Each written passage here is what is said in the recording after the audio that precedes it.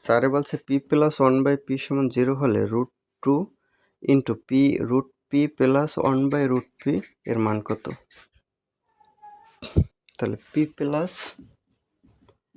1 by P সমান 0, বা এখন এইটা থেকে একটা সূত্র বের করে নিয়ে আসা যায়। যেমন পি কে P square √p whole square যদি দিই, তাহলে পি হয় প্লাস 2ab, 2 দিলাম, এ হয় √p, বি হয় তাহলে 1 by √p plus B square, তাহলে 1 বাই √p স্কোয়ার। এখন এই জায়গায় এই 2টা বেশি লিখছি, তাহলে এই জায়গায় 2 মাইনাস করে দেওয়া লাগে, মানে √p আর √p বাদ গেলে এই জায়গায় 2 থাকে, এগুলো কিন্তু আর থাকে না।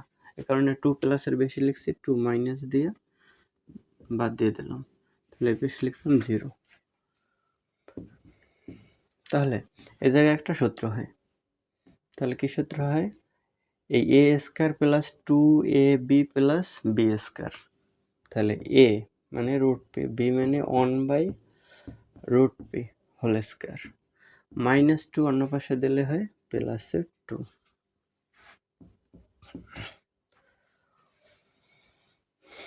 তাহলে বের করতে হবে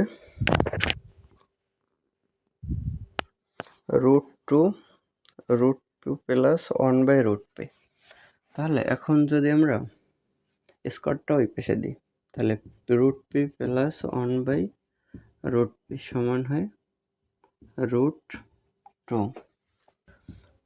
তাহলে এ জায়গায় √p প্লাস 1 বাই √p সমান √2, তাহলে আমাদের মান বের করতে হবে √2 into √p plus 1 by √p এর মান, তার মানে এইটার সাথে একটা √2 গুণ লাগবে।